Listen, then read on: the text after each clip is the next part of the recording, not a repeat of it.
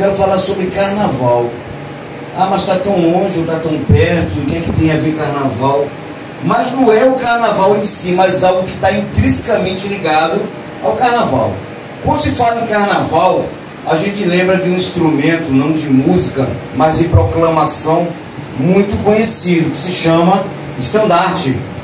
Estandarte de Ouro é uma premiação em diversos estados brasileiros para agremiações ou blocos que se destacaram nessa festa secular, carnal, mundana. E eu vi uma matéria determinada no sábado, determinada emissora, em que a preocupação de uma arte que se desenvolveu e hoje toma conta e tem crescido gradativamente, principalmente em Olinda, que é o berço do carnaval em Pernambuco, em Recife, porque não Pernambuco, que são pessoas que têm a preocupação, a minúcia de confeccionar os estandartes. E os estandartes, ela falou que a grande preocupação, é uma preocupação antecipada, a grande preocupação deles é com o que os contratam e toda a ideologia e toda a mensagem que se quer passar, o que vão ver através daquele estandarte, o que se vai conseguir mostrar. Então existem detalhes e minúcias, né? Os elementos que vão carregar, o tipo de material, a simbologia, o conteúdo e a mensagem. Então, quando a gente fala em estandarte, a gente lembra da época medieval também, saindo do contexto festivo carnavalesco, né? A gente lembra que na época dos grandes impérios, né?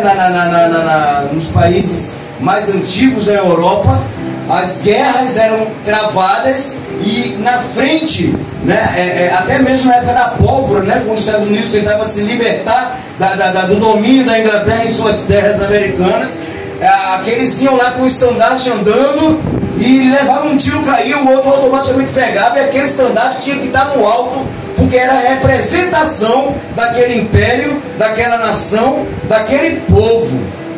Então os brasões eram os elementos que estavam contidos naquele estandarte.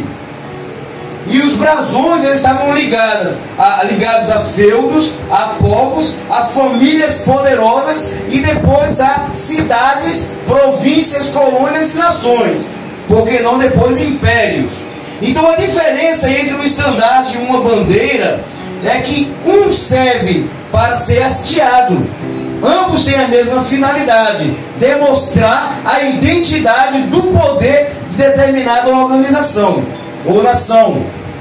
E só que o estandarte, ele não é hasteado, ele é conduzido, ele é levado, tá? Hoje em dia, estandartes são levados através de organizações de tropas militares, procissões religiosas, até mesmo nos desfiles de carnaval, como foi dito no início. Mas a palavra estandarte, ela vem do francês, estenda, que por sua vez ela deriva da palavra franca, dos francos, né, dos franceses anteriores, estandarte.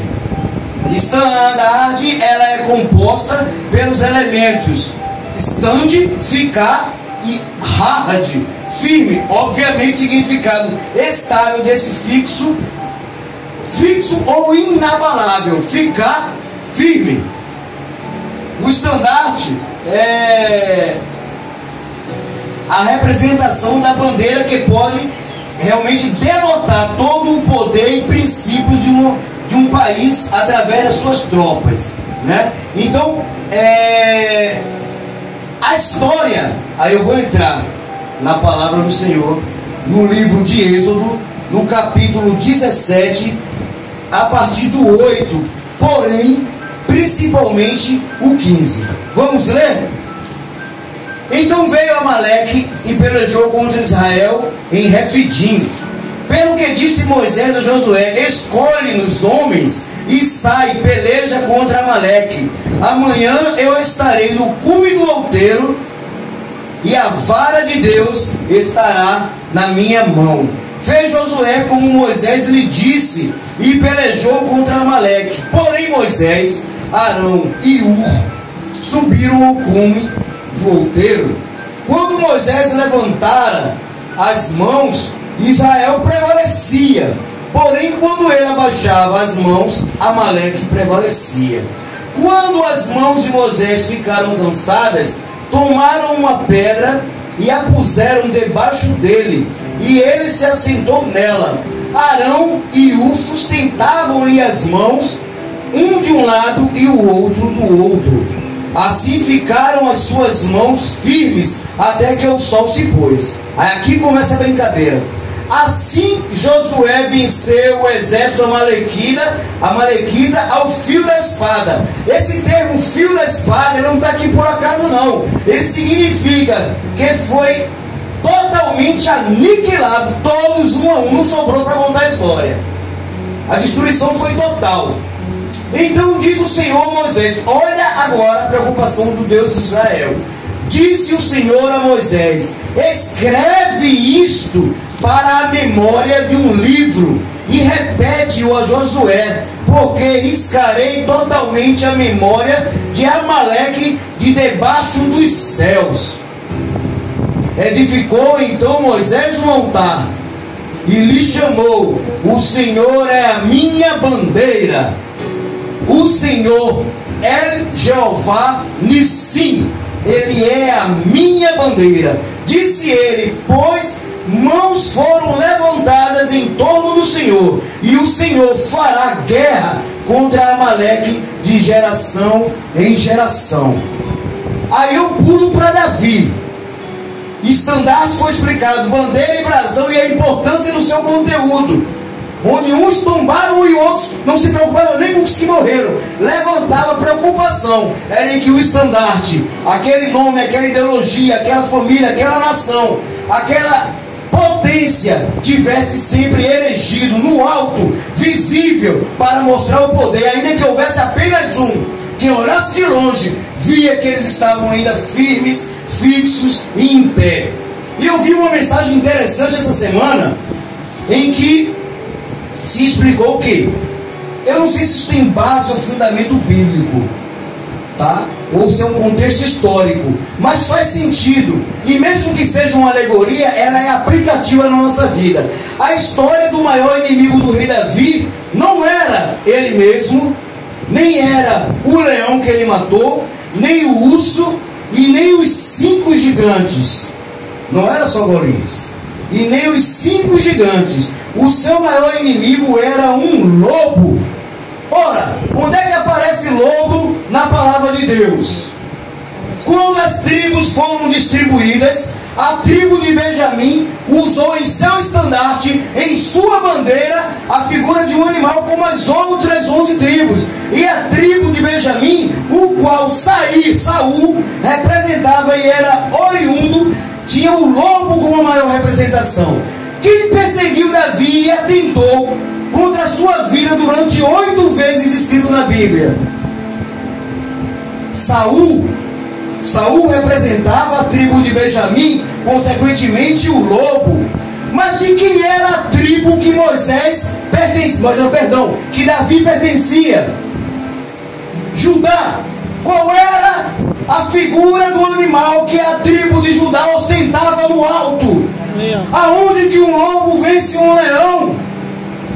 Então Davi, ele levantou e ele levou 5 pedras para dentro da história destruir, não porque eu pensei durante muito tempo isso, porque Davi tinha medo de errar uma e estava abastecido de mais 4. Ele venceria pela sua intrepidez e o estandarte do leão da tribo de Judá, o qual ele levantara e vivenciou e representou durante e representa até hoje muito tempo, uma pedra para cada gigante. Aí quando os outros viram aquele gigante cair, mediante aquele estandarte, diante do posicionamento de Davi diante deles, eles fugiram e foram mortos depois. Isso é um contexto histórico da cultura judaica. Fica a pergunta e a questão aqui: qual é o estandarte que nós estamos levantando na nossa vida? Qual é o animal que nós estamos representando na nossa vida? Nós temos sido lobo na vida de alguém, ou nós temos sido o leão representando Jesus?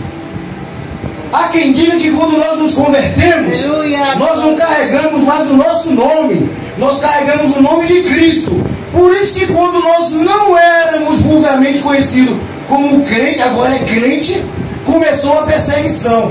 Não se orgulhe, porque essa perseguição não é a cada um de nós, é ao estandarte e ao animal, o leão da tribo de Judá, que morreu e ressuscitou, e hoje vive que eles perseguem. Davi foi perseguido, mesmo representando o leão. Não pense que eu e você estaremos livres de tamanha perseguição, mesmo que nós continuemos fielmente representando esse leão. Que nós consigamos nos mantermos firmes com o estandarte de Cristo, guiando a nossa vida por onde nós passarmos, e sejamos visualizados por isso, para a honra e glória do nome dele. Que Deus continue nos abençoando rica, abundante e poderosamente. Aleluia!